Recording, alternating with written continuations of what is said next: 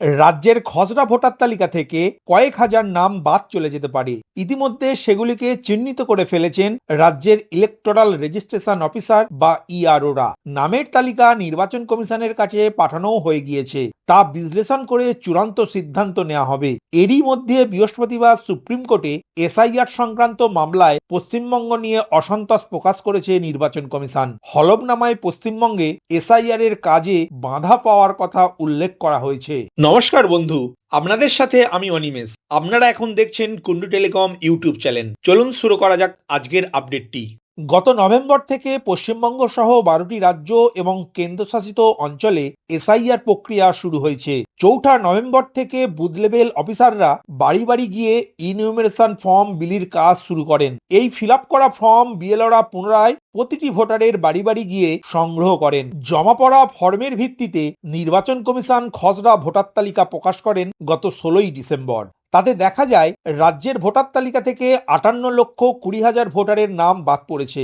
এরপরে শুরু হয় শুনানি পর্ব, যার শেষ দিন আগামী 7ই ফেব্রুয়ারি, অর্থাৎ হাতে মাত্র আর একটা দিন আছে। কমিশন সূত্রে খবর, রাজ্যের অধিকাংশ জেলাতেই সময়ের মধ্যে শুনানি পর্ব মিটে যাবে। তবে দক্ষিণ 24 পরগনা সহ 3টি জেলার কাজ কিছুটা পিছিয়ে রয়েছে। ওই সমস্ত জেলা থেকে শুনানি শেষ করার জন্য কমিশনের কাছে বাড়তি সময় চেয়ে পাঠিয়েছেন সংশ্লিষ্ট আধিকারিকেরা। দক্ষিণ 24 পরগনা জেলার জেলাশাসক জানিয়েছেন, জেলার কিছু কিছু এলাকায় শুনানি এখনো বাকি। ইতিমধ্যে সেখানে আধিকারিকের সংখ্যা বৃদ্ধি করা হয়েছে। কমিশন এই সমস্ত আবেদন বিচার বিবেচনা করে দেখবে। মনে করা হচ্ছে 2 থেকে 3 দিন বাড়তি সময় দিলেই এই জেলাগুলিতে শুনানির কাজ সুসম্পন্ন হয়ে যাবে। প্রসঙ্গত, 2 ধরনের ভোটারকে শুনানিতে নথি যাচাইয়ের জন্য ডেকেছিল নির্বাচন কমিশন। প্রথমত, 2002 সালের ভোটার তালিকার সঙ্গে যারা নিজেদের কোনো যোগসূত্র দেখাতে পারেননি, অর্থাৎ নো ম্যাপিং ভোটার লিস্ট, তাদের শুনানি কেন্দ্রে সশরীরে হাজিরা দিয়ে উপযুক্ত নথি দেখাতে হয়েছে।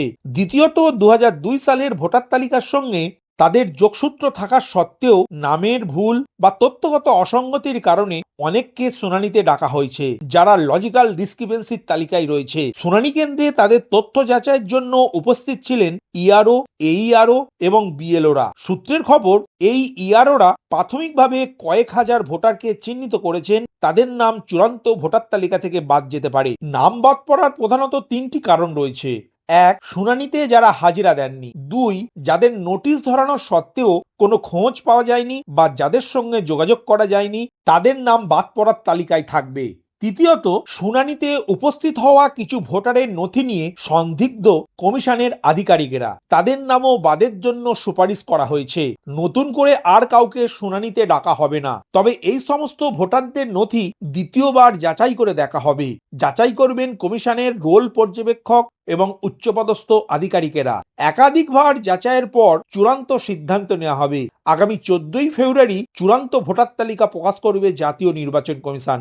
সূত্রের খবর, নো ম্যাপিং তালিকাভুক্ত 10% ভোটার শুনানিতে হাজিরা দেননি, অর্থাৎ 30 লক্ষ ভোটার ছিল এই তালিকায়, যার মধ্যে 3 লক্ষ ভোটারের নাম বাদ পড়তে চলেছে।